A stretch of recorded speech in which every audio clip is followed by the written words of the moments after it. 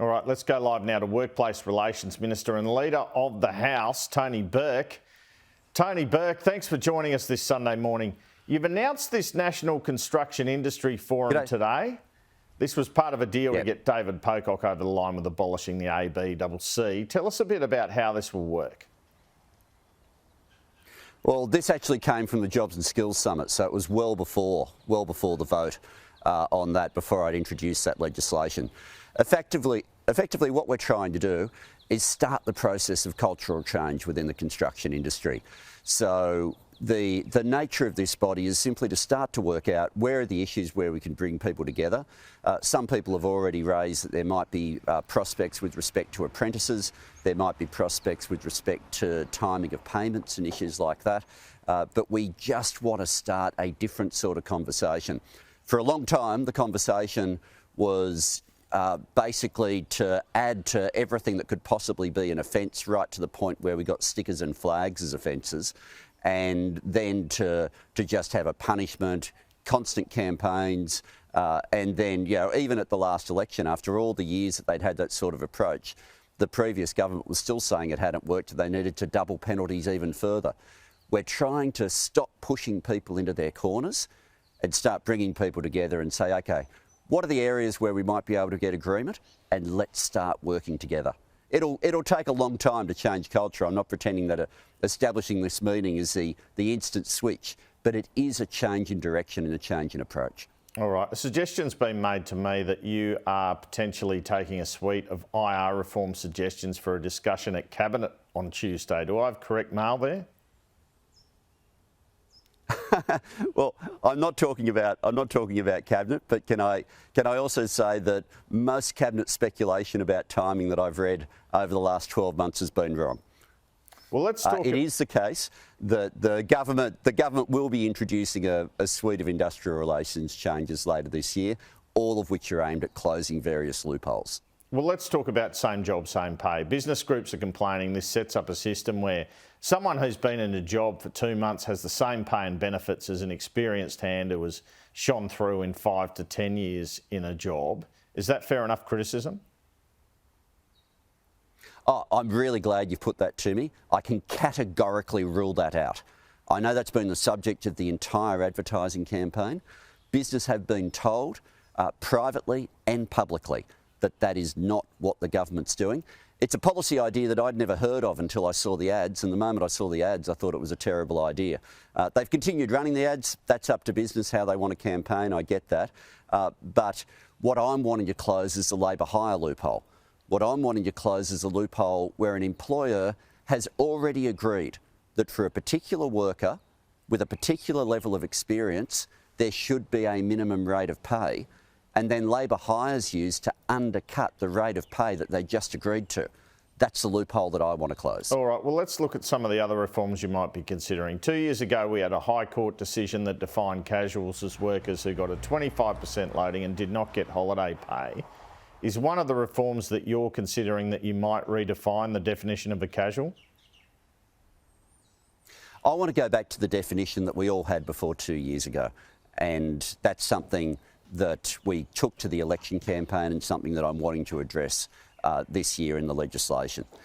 Effectively, most casuals will prefer to keep the loading and not have leave, particularly if you're students, particularly if you're doing it just for extra money, or if you're somebody where, you know, students are a classic example of this, where you might want much more than 4 weeks leave, where you just want to be able to say, I've got an exam, I want to block out my hours, I'm not going to be available, permanent work doesn't work for me. But there are some people, and it is a minority, but there are some people who now work casual who are trying to hold up the expenses for an entire household. And for those people, some of them would rather, if they're working completely regular hours as though they were a permanent, would rather switch to being a permanent, lose the loading, but actually on an ongoing basis have the guarantee of the hours and have the guarantee of leave if they're sick or if they're caring for a dependent. So we're wanting to create that right. That would be a significant change, basically overturning that High Court ruling. Couldn't this cost the economy billions? I think at the time that High Court decision was made, a figure of $39 billion was bandied about. Yeah, and that's because that decision involved this concept where if you apply to change and you do change, you also get back pay for years going back. What we're saying is if you want to apply to switch from being a casual to a permanent because you are working permanent hours anyway, then from the time you change, you no longer get the loading, you just change to being a permanent from then on. And there'll be some people where security is their top priority. We've got more people now working multiple jobs than we've had at any other time in Australia's history. And we want those people who really need job security to have a pathway to be able to get it. But because you're swapping from going to loading to leave, there's actually zero cost to the economy, but a huge change in job security for people who need it. Okay, what other IR reforms are you looking at? Are you looking at union right of entry and perhaps having employers pay union delegates at large workplaces to be delegates? Look, the concept that we've been consulting about is we're wanting to act on wage theft. And one of my great frustrations here is you look at the wage underpayment claims that have hit the media, and Sky's often been at the forefront of reporting them. And over those last few years, there's been a common trait to a whole lot of those underpayment claims, and that is they've been going for years and years and years.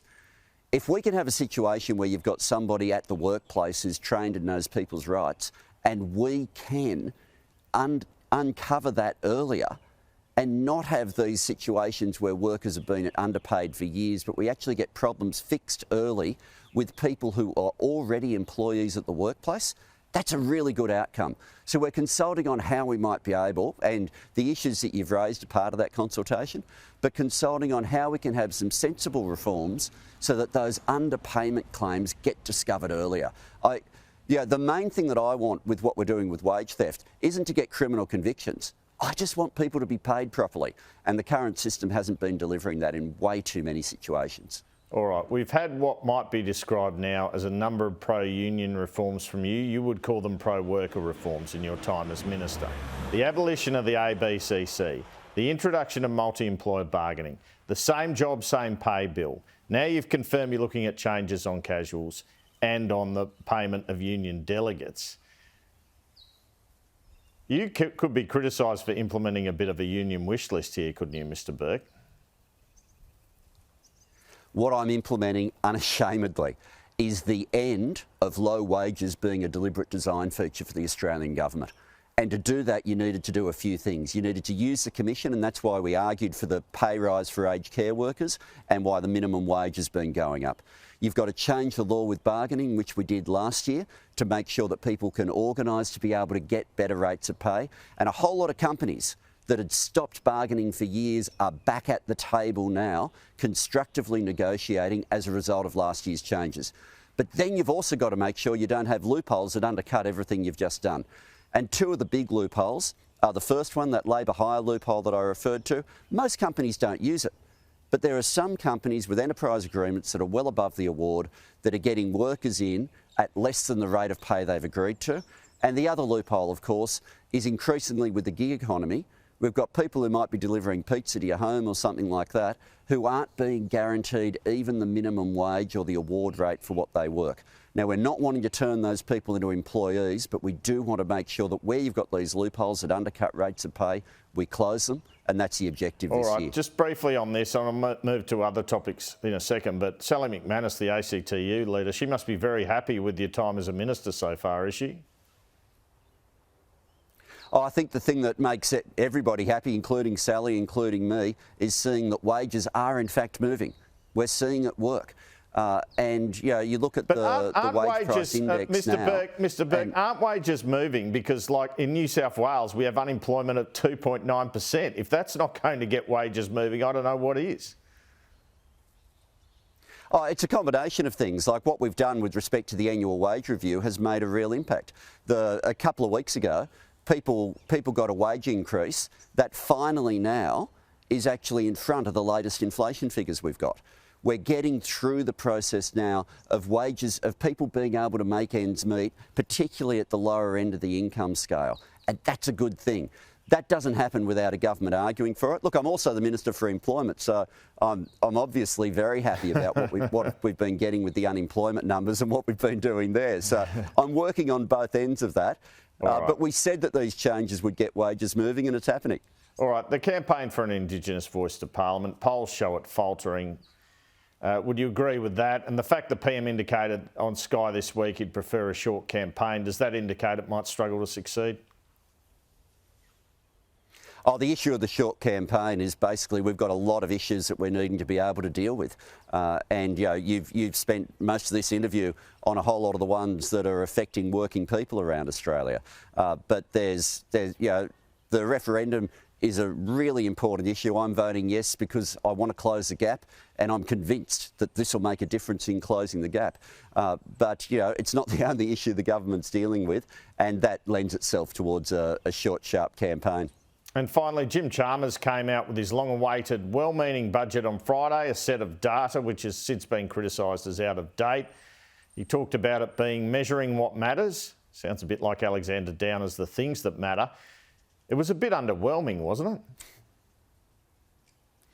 Look, the significance with any data set is how it moves over time. So you were never going to get at the first release of data, you're always going to get some data sets that need to be measured over time, but where it won't be as recent. As Jim said, this is a brand new thing that we're doing, but it's about making sure that over time we can see how you get shifts in these issues.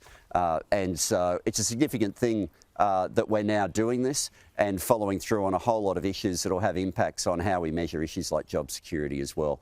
Can I just say before you go, because I'm only coming in now because you said last question, but Sky News have been reporting a shooting in Greenacre. That's actually the suburb next door to where we're broadcasting from here. And can I just encourage anybody who knows anything, including dashcam footage, please call Crime Stoppers, 1800 333 000, with any information that you have. We want to be able to keep the community safe. I appreciate that, Tony Burke. Thank you, and thanks so much for your time this morning. Thanks, Andrew. Always good to talk.